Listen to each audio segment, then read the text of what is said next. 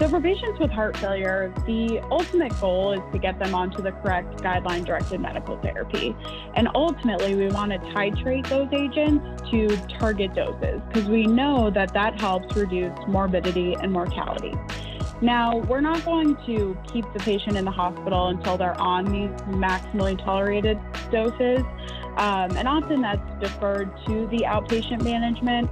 But if we can at least get them onto low doses of these therapies and make sure that we're not causing any symptomatic hypotension or bradycardia, and ensure that they're not on any medicines that can worsen or exacerbate heart failure, that gives the patient the best chance at eventually getting onto a really optimized regimen. Welcome to the Pharmacy Quality Solutions Quality Corner Show, where we believe that quality measurement leads to better outcomes. Let us become your go-to source for all things related to quality and medication use in healthcare. We will hit on trending health topics as they relate to performance measurements and find common ground for payers and practitioners. We will discuss how the Equip platform can help you with your performance goals, and we will also make sure to keep you up to date on pharmacy quality news. So buckle up and put your thinking cap on. The Quality Corner Show starts now. Hello, Quality Corner Show listeners. This is your host, Nick Dorich, and we welcome you to the PQS Quality Corner Show. For those that listened in to last week's episode, hopefully you enjoyed our conversation with Laura Cranston, who has led the Pharmacy Quality Alliance for the last 15 years. We wish Laura the best as she hands over the leadership of PQA to Micah Cost, as that transition is already underway. With the next few episodes, the intent is that the focus will return to some clinically oriented topics. By the time this episode hits the internet, it will be just a few days away from Valentine's Day. Quick reminder, if you have not gotten your significant other a gift or some form of acknowledgement, remember to do that before that day. I would also note, make sure to get a gift for mom as well. That always is well received. Since Valentine's Day evokes talk of the heart and there are many heart health focused events or holidays in February, we are going to run our clinical topic discussion this month on a heart health focus. Today's show is going to take us down a path of how community pharmacists can be involved with managing a patient that has recently transitioned out of the hospital after a significant cardiovascular event. When a patient is discharged after such an event, often the first healthcare provider they or their caregiver will see is their community pharmacist. Many of these patients will be receiving a number of new medications, and it can be difficult to manage and understand when to take these medications and what the patient will be using acutely and what medication the patient may be using for the remainder of their life. Let's now introduce our guest for today's episode because we're starting to get into the clinical information and guidelines, and these are areas where I am tangentially knowledgeable, but let's have an expert speak to better effect. Our guest for today's show is Lucy West from the Cleveland Clinic in Cleveland, Ohio. Lucy, welcome to the show. Thanks, Nick. I'm really excited to be here. Patients who have just experienced a cardiac event or even those who have chronic cardiac disease can be very complex, and that just means there's even more opportunity for pharmacist involvement in their care. So I'm excited to be here, happy to share some stories and some of my experience. Lucy, we're happy to have you on. And before we begin today's conversation, do you mind sharing your experience as a pharmacist, both as it relates to heart health topics, but also more broadly about the profession of pharmacy? Absolutely.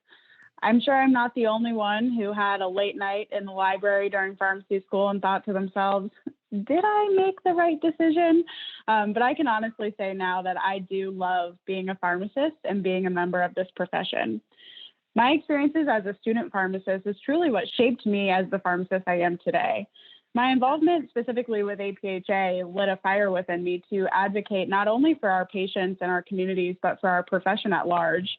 And my first API rotation with Dr. Lynn Sylvia at Tufts Medical Center was what inspired my passion to care for heart failure and heart transplant patients.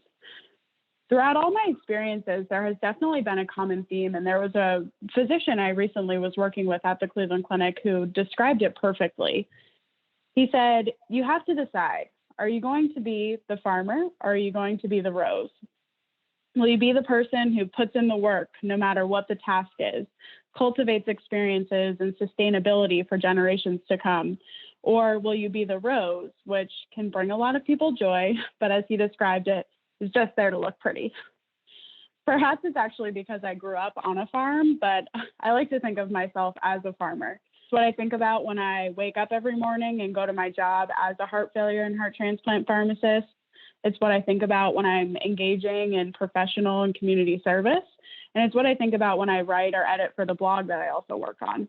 Ultimately, it's what leads me to feeling completely fulfilled at the end of each day.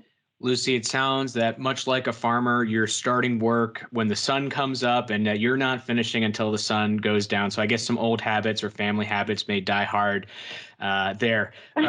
We will touch on cardiovascular health like we discussed, and you mentioned your blog. We're going to talk about that when we get to the end as well. But let's go ahead and jump into our clinical discussion for today, and I'm excited to have you on. Before we jump into the content with these for this part, I will provide a quick overview of what comes next. There are going to be 3 questions, and I've got those written down for Lucy and I to explore. I'll go down the list and ask the first question. Lucy, you're going to give your response, and then we may have some back and forth to summarize the key points and make sure that we're understanding it, make sure that the audience understands it. And then we're going to repeat that process for the second and third questions, which will wrap up the primary content for this recording. When we get to the end, we'll have an exciting closing and summary. We'll share some fun facts, and that's going to be the conclusion of our recording. So with that, we're going to jump into question 1. And for question 1, Lucy, your experience is focused mostly on working with patients that have had a major cardiovascular event, that being heart failure or heart transplant.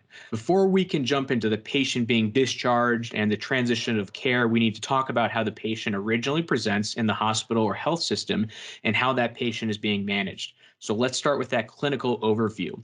When you have that patient in your system, what are your major concerns as the pharmacist on the team, and what role are you managing with the patient? Are there any clinical markers you're keeping an eye on, and what medications are going to be considered? Sure. So patients can be admitted to the hospital with a wide variety of cardiac-related issues, whether it's acute coronary syndrome or a heart attack, where a patient is thinking about antiplatelet management and risk factor modifications, or maybe they're being admitted for an arrhythmia, which may require anticoagulation, or antiarrhythmics, which may be associated with significant risk or side effects themselves. The list goes on, and there are plenty of opportunities for pharmacist intervention within all of these different scenarios. But given my specialty practice, I'll go ahead and focus on patients specifically admitted with heart failure. When a patient's admitted to the hospital with acute decompensated heart failure, besides trying to figure out what caused the decompensation, one of the first things the team will work to address is if the patient is volume overloaded and or experiencing low cardiac output. So essentially, is it a fluid issue, a perfusion issue, or both? Unfortunately, if it's both, the patient is considered to be in cardiogenic shock. For all of these patients, monitoring labs such as those to assess end organ function, such as kidney and liver function, as well as electrolytes, is important. There are also cardiac biomarkers such as BNP or NT-proBNP that can be assessed.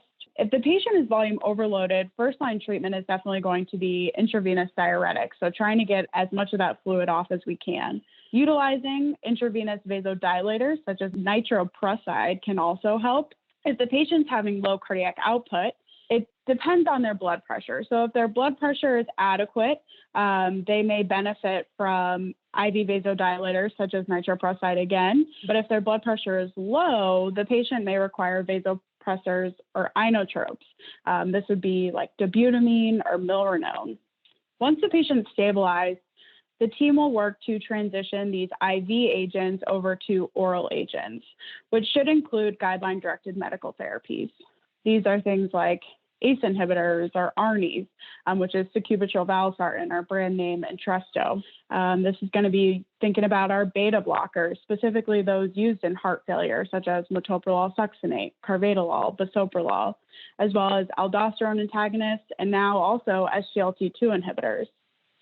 We know from studies that if guideline-directed medical therapy is started during a hospitalization, it's much more likely that these patients will remain on appropriate therapy long-term.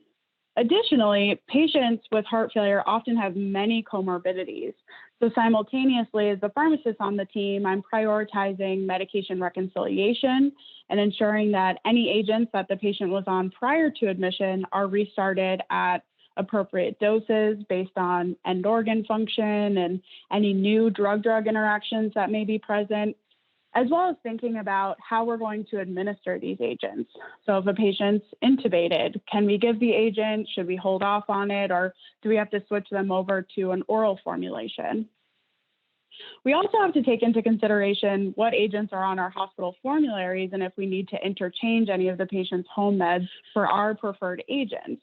And I think what's most important throughout all of this is ensuring that we are engaging the patient in their care. So if we're making a change, if we're using our hospital formulary preferred agent, or if we're starting a new drug, we're educating those patients on utilizing those agents and why we're starting them. Moving further through the hospitalization, if patients can't tolerate guideline-directed medical therapy, so if their blood pressure is too low or their heart rate's too low, or if they become decompensated when we're weaning off of some of these supports, whether that be temporary mechanical support or weaning off of the IV inotropes, the team may consider if a patient is a candidate for advanced therapies. So in the case of heart failure, these advanced therapies would be heart transplant or potentially implantation of a left ventricular assist device, also known as an LVAD. When patients are being considered for advanced therapies, we as pharmacists are very much involved with ensuring that the patient is adequately managing their medications at home. So we may be calling the community pharmacist to learn more about this patient's fill history. We're also assessing for any potential drug-drug or drug-disease interactions that may come up once the patient is transplanted, because now they'll be on a whole new regimen of immunosuppression agents. And then, of course, we're also ensuring that there's appropriate management of anticoagulants and antiplatelet agents for those patients who are listed ultimately for transplant. Thanks for that description, Lucy. There's a lot of medications and treatments and devices you listed there that community pharmacists aren't working with in every day of their practice, but they're certainly going to be familiar with those. You mentioned as well, you may be contacting the community pharmacies, and I'd like to understand just the timing of when that may occur. If a patient shows up and is having an event, you may not be waiting or calling the pharmacy right at that time to get that and make a medical choice, right? Because the patient needs to be treated at that point. So when does that typically occur, and what are the biggest components for you to learn from the pharmacy? Yeah, I think the community pharmacist is such an important teammate of ours for the inpatient or ambulatory pharmacist. Typically, like you mentioned, we're trying to address their acute needs when the patient is first admitted to the hospital. But what I typically try to do is if the patient's been there, for 24 hours, I want to make sure that the med rec is done within those first 24 hours. When the patient's in the ICU and having a lot of acute issues going on, or the intensive care unit rather, getting on some of those home medicines may not be as much of a priority. But certainly if there's an agent that the patient could withdraw from or anything like that, we want to make sure that we are getting those agents started. So again, I typically will try to contact the community pharmacist within that first 24 hours if we need to get an accurate med list and don't have any other resources to get that list. In terms of calling the community pharmacist for fill history, we utilize that most commonly, again, when we're doing our evaluations for advanced therapies to see, is the patient, they may tell me they are very adherent to their medicines, but there may be a very different story once we get the fill history. And so it's during those, once we get to that point of evaluating the patient, that we may contact the community pharmacy for that history as well. Thanks, Lucy. That's helpful context. And for our next question, I want to fast forward a little bit. Let's go through a hypothetical example. And what needs to occur for your team to consider the patient to be stabilized and safe to transition back to the community or home? Again, what clinical elements are at the top of mind, and specifically from your perspective, addressing the medication regimen? Are there medications that are going to be reduced in dosing or frequency from their hospital stay? And are there medications that should be stopped before discharge? Is that something you're reviewing? Would like to know your thoughts and what you're doing before the patient gets that thumbs up that they're able to be transitioned back to home. So for patients with heart failure, the ultimate goal is to get them onto the correct guideline-directed medical therapy. And ultimately, we want to titrate those agents to target doses because we know that that helps reduce morbidity and mortality. Now, we're not going to keep the patient in the hospital until they're on these maximally tolerated doses. And often that's deferred to the outpatient management. But if we can at least get them onto low doses of these therapies and make sure that we're not causing any symptomatic hypotension or bradycardia, and ensure that they're not on any medicines that can worsen or exacerbate heart failure, that gives the patient the best chance at eventually getting onto a really optimized regimen. We also want to ensure that outside of the guideline-directed medical therapy, that the oral diuretic, if a patient is prescribed one, is adequate to keep enough fluid off the patient, but doesn't do the opposite and dry the patient out. So typically when we're transitioning from an IV diuretic therapy over to an oral agent, we want to make sure that we're monitoring them and making sure that it's an appropriate dose for at least 24 hours before sending them home. Now, at the time of discharge, usually patients will be transitioned off of all IV therapy. However, if a patient has end-stage heart failure, they may actually be discharged on inotrope therapy. So either that be dobutamine or milrinone. For those patients with end-stage disease, they'll usually be on oral diuretics. And if they can tolerate them, they may be on oral vasodilator therapy, such as ACE inhibitors. But usually beta blockers are discontinued for those patients. Preventing readmissions for heart failure patients is a huge focus for a lot of health systems. And of course, the medicines play a huge role in that. There's a lot of data about pharmacist involvement as well to help prevent some of these readmissions. So from providing education on medications and lifestyle modifications, including, low sodium diets and fluid restrictions before the patient goes home. We also want to work with the physicians and the nursing staff to ensure that the medication list that the patient receives before they're discharged is completely accurate. And we've stopped any medicines that could potentially worsen or exacerbate heart failure. Pharmacists are also involved in ensuring that we are doing post-discharge follow-up. So pharmacists can actually make follow-up phone calls to provide additional education about medication and adherence. They may also be involved with just ensuring that the patient has that follow-up visit scheduled. It's crucial for patients to be seeing providers, whether that be their cardiologist or their primary care doctor, to try to identify and address any medication or disease-related issues early on after their hospitalization. Thanks for that response, Lucy. And you'd mentioned the hospital readmissions and discharge, that being a huge focus.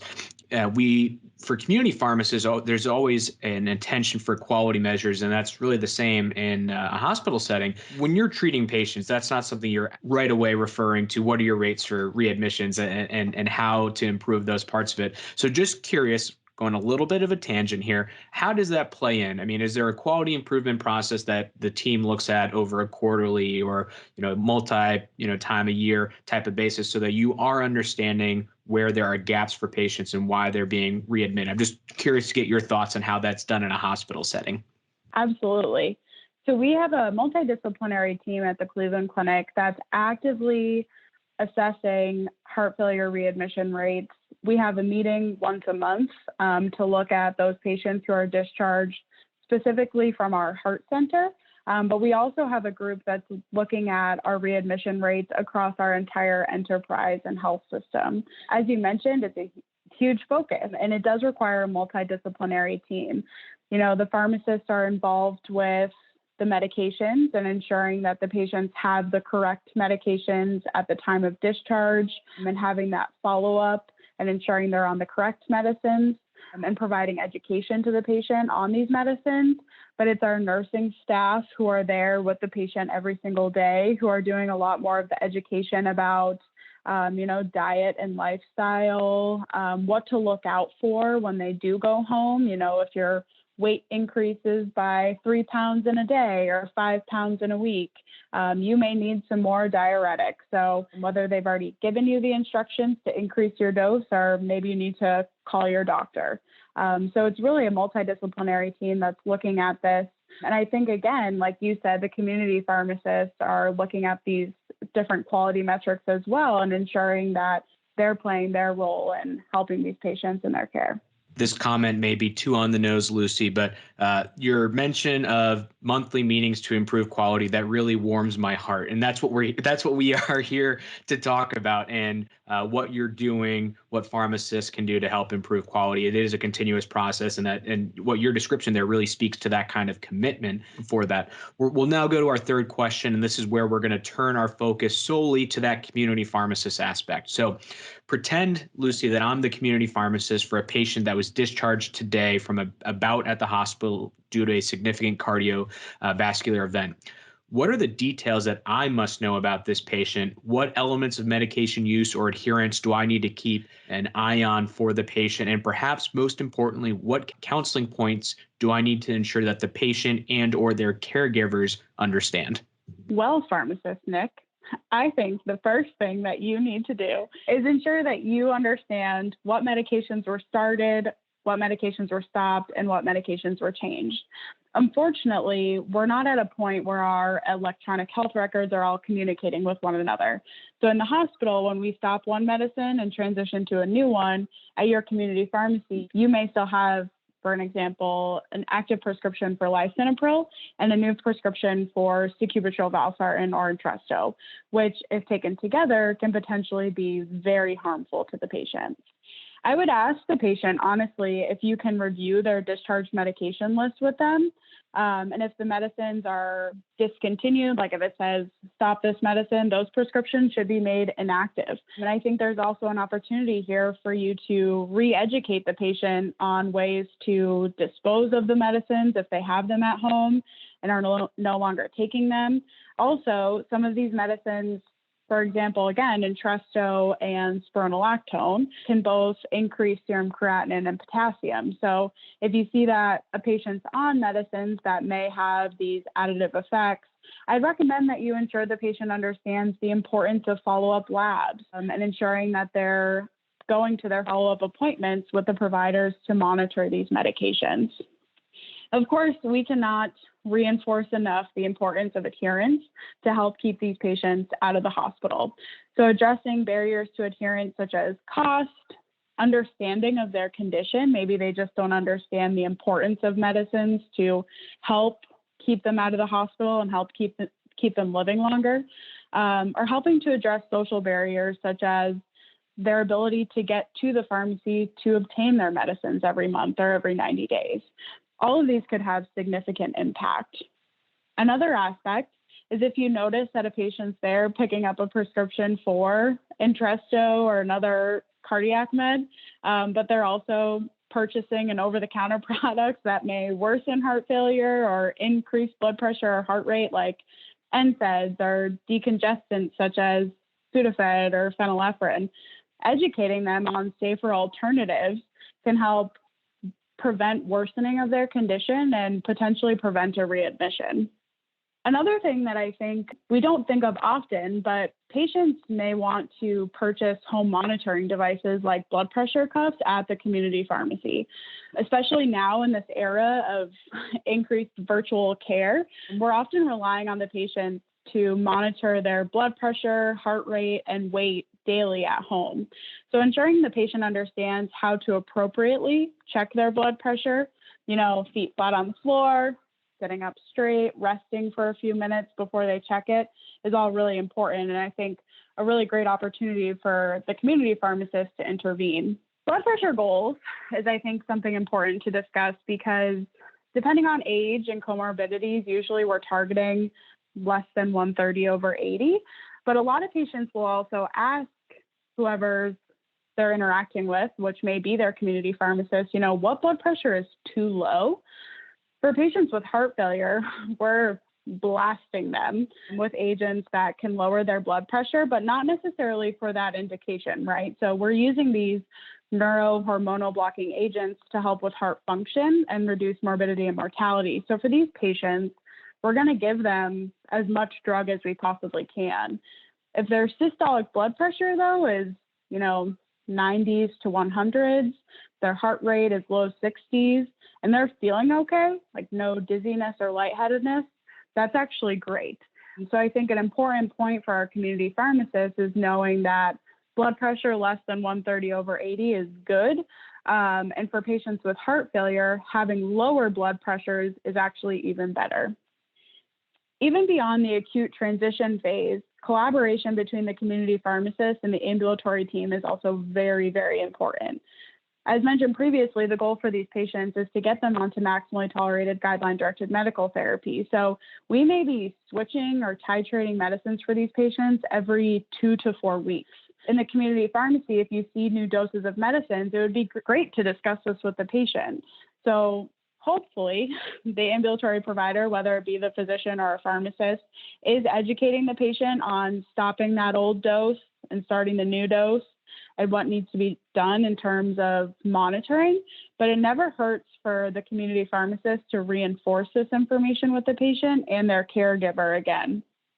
Another thing that we're thinking about is if we are increasing a patient's dose of, let's say, Entresto, because their blood pressure remains uncontrolled, the community pharmacist is the one who can see, actually they haven't filled that old dose in months. So perhaps it's actually an adherence issue that's causing them to have an uncontrolled cardiac state and not necessarily because we're not giving them enough drugs. So communication back to the provider and working with the team and the patient to address barriers and improve adherence could be incredibly helpful. Like we said before, the community pharmacist is incredibly important and certainly a trusted member of the patient's care team. So when we can all communicate effectively and work together, the healthcare system, but more importantly, the patient will win. Lucy, thanks for that description. It becomes an important aspect, whether it's adherence or making sure the patient is on those right medications. It's often referenced for, pharmacists, it's making sure patients are getting the medications. But as a pharmacist, we're not wanting, you or I, we're not wanting a patient to be on 12 medications. We want them to be on the minimum number of medications to treat the disease and limit or mitigate any side effects and symptoms that they may be experiencing. That's really the goal. And so that's a key caveat. And that's really, as you said, where the community pharmacist has a great role. One point that I'm curious about, and you mentioned at-home blood pressure and screenings. It could be even for A1C testing if a patient also has diabetes or lipid panels. There's some at-home testing that can be done. Some pharmacies are able to do these tests as well. If a pharmacy is working with a patient to manage these, who do they really need to communicate that back to? Because, for you in your clinic, as an example, you may be part of the team where the patient's cardiologist is there at your facility, but the patient may also have certainly their own primary care provider. So do you mind speaking to the importance of those tests, those documentation, who that needs to go to, and where is that most important to keep the conversation open so that everyone has the right information to treat the patient going forward? Yeah, so it's really interesting in that I practice in this specialty clinic. So of course, when it comes to the heart, the cardiologist is going to be really leading the care of that patient. But I think the most important player in all of this, besides the patient, of course, is the primary care physician. Because like you said, so many comorbidities, trying to reduce pill burden and polypharmacy as much as possible. So I think it's really important for this information to be communicated back to the primary care physician and for them to really be the quarterback in the care of the patient. Thanks, Lucy. I always appreciate a good sports reference, especially a football one. So that's a great way to put it. And Lucy, with that, I do thank you for joining us today. We could go on and on about this topic, obviously. I know you have a lot more content to share, and that may be an opportunity to have you back in the future. But this has been great insight about medication use for patients that are being treated and discharged for some significant cardiovascular events. And our audience has really grasped our series that focus on a clinical topic. And this is the first for us focusing on this particular area, that being cardiovascular disease. But the next couple of weeks, we're going to look to identify some other ways in which community pharmacists can support their patients to improve cardiovascular health. Before we go, Lucy, we do have a final question for you, and this was referenced earlier. In addition to your work as a pharmacist, you do also a bit of writing on the side for the Grassroots Pharmacist, and that's a site that intends to inform health policy stakeholders about the positive impact of pharmacists. That sounds like a very lovely tagline to me and something I can get behind.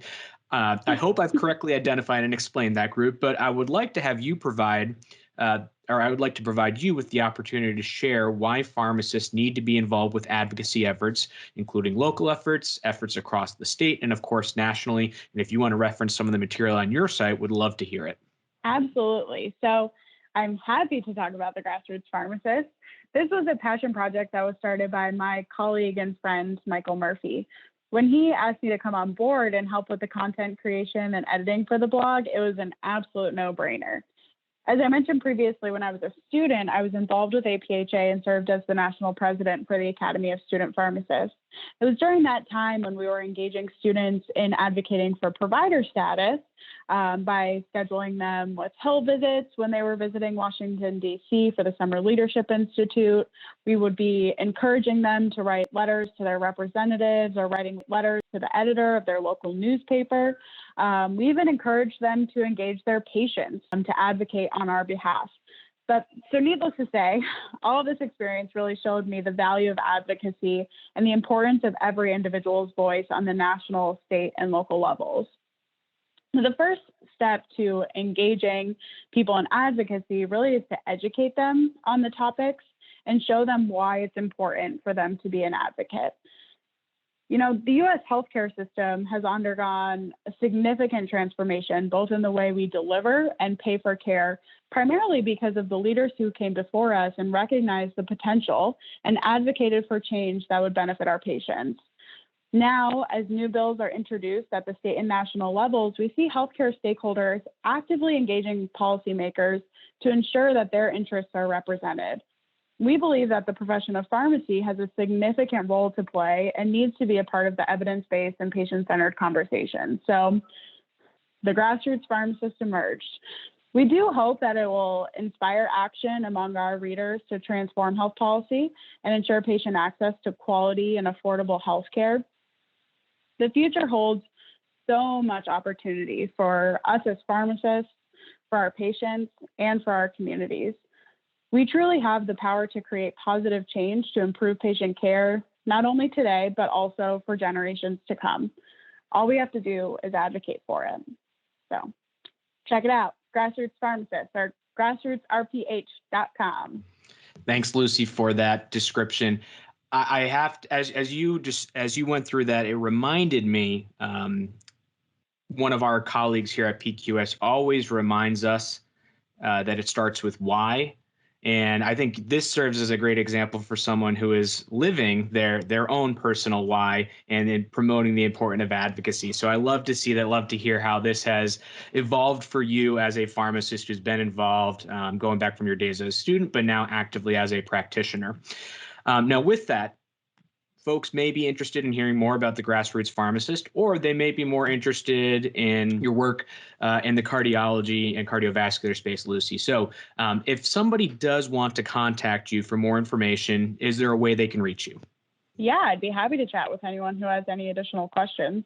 My email is Lucy, Lucy West, W-E-S-T, Lucy West, 2016@gmail.com, or you can find me on the Twitter at Lucy M. West. Much appreciated. And I would recommend to folks that they reach out to Lucy. A lot of great information and just a great person to be connected with. Lucy, we have now officially finished our content for today's episode. And again, thank you for taking time out of your schedule to share your expertise today. As a call to action for our listeners, please join us again next week and for the rest of February as we look to continue our series about how pharmacists can support efforts to improve cardiovascular health outcomes. With only a few weeks left in February, we won't be able to cover everything about heart health, but the few topics covered will be very helpful, and we may consider other things such as appropriate statin medication use and other ways that patients can be appropriately managed with their medications. You may have other questions about how patients can be effectively involved with improving their health outcomes, and we'd ask for you to join us in those conversations. If you have a question or topic, please let us know. And similarly, if you have a topic and would like to come on the show, just as Lucy did today, and talk about it, we would love to hear from you. Sharing new information and meeting new guests really gets my blood pumping in a good way, not too high on that blood pressure, but not so we're looking forward to having you involved with the show. And with that, I again appreciate you listening to the Quality Corner show, and there is one final message from the PQS team. The Pharmacy Quality Solutions Quality Corner show has a request for you. Our goal is to spread the word about how quality measurement can help improve health outcomes, and we need your help in sharing this podcast to friends and colleagues in the healthcare industry. We also want you to provide feedback, ask us questions, and suggest health topics you'd like to see covered. If you are a health expert and you want to contribute to the show or even talk on the show, please contact us. You can email info@pharmacyquality.com. Let us know what is on your mind, what we can address, so that you are fully informed. We want you to be able to provide the best care for your patients and members, and we wish all of you listeners out there well.